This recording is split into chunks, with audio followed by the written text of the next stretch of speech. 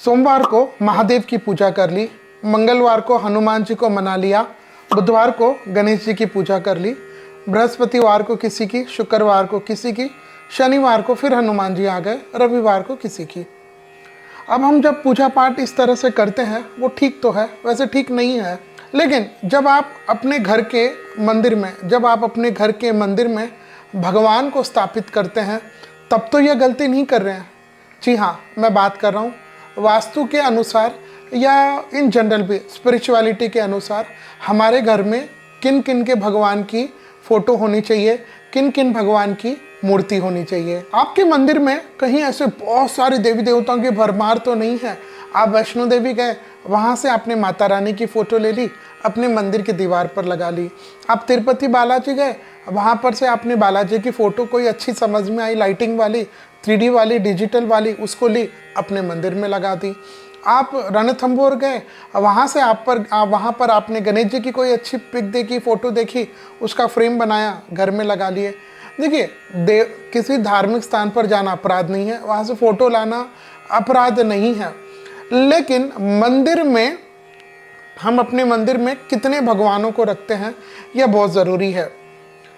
मुझे स्मरण होता है कि गजेंद्र मोक्ष की भागवत के अंतर्गत एक कथा आती है, जहाँ पर जब गजेंद्र हार गए थे, ग्रह ने, मगरमच्छ ने उनके पैर पकड़ लिए थे, तब वह गजेंद्र हार गया, हाथी हार गया। तब उसने उस सरोवर में से एक पुष्प लिया और क्या कहा कि बैकुंठ में रहने वाले भगवान मेरी रक्षा करे। उसने किसी का नाम नहीं लिया। तब भगवान नारायण को लगा कि जो किसी का नाम नहीं है वो मेरा नाम है। तब भगवान नारायण ने आकर के उस गजेंद्र की रक्षा की, ग्राह से, क्रोकोडाइल से, मगरमच्छ से। हमको भी यही करना है। ज़्यादा मंदिर में फ़ोटो इतना भरमार उसको भर करके नहीं रखना है। मुख्यतः आप अपने मंदिर में इतने फ़ोटोओं को रखिए। सबसे पहले राधा कृष्ण गौ माता, ये एक ही साथ में होनी चाहिए, राधा कृष्ण और गौ माता। इसके बाद गणेश जी, लक्ष्मी और सरस्वती, ये तीनों की एक ही पिक आनी चाहिए, एक ही साथ में आती है तीनों की, लक्ष्मी, गणेश जी, सरस्वती, दो। तीसरी होनी चाहिए भगवान भोलेनाथ की, महादेव की। वह भी संभव हो तो उनकी जटा में से गंगा जी की धार बह रही हो और वो बैठे हुए शांत स्वभाव से, है ना, वैसे अगर कोई मिल जाए तो वह एक प्रयास करे। उसके बाद एक हनुमान जी की फ़ोटो अवश्य रखे, लेकिन वो आपके मंदिर की दक्षिण की वॉल पर होनी चाहिए। मतलब मान लीजिए मेरे पीछे दक्षिण की वॉल है, यहाँ पर हनुमान जी की फ़ोटो आएगी और उन हनुमान जी का मुख कहाँ रहेगा, उत्तर की तरफ, नॉर्थ की ओर। तो यह हनुमान जी की।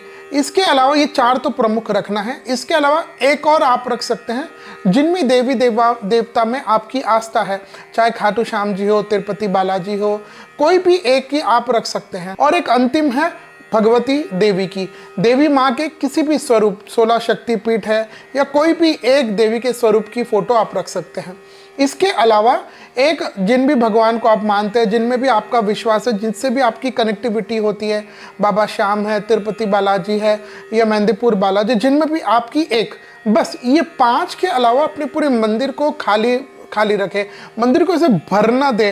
क्योंकि मैं अक्सर एक बात कहता हूँ, घर के मंदिर और मन के मंदिर में ज़्यादा लोगों को स्थान ना दो, विशेष स्थान ही देना चाहिए।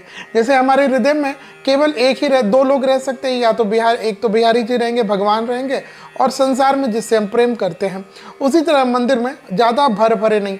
अब क्या हो जाता है, आप इतने भगवान की फ़ोटो रख तो देंगे, कभी आपको पूजा करने का अवसर, समय मिलता है, नहीं मिलता है, कभी आप जल्दबाजी में होते हो, आपने शिव जी को तो टिकी लगा दी लेकिन हनुमान जी को लगाना भूल गए तो।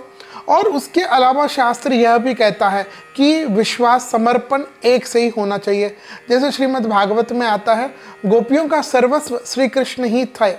वो श्री कृष्ण को ही अपना सब कुछ मानती थी, उनके अलावा वो किसी को मानती नहीं थी।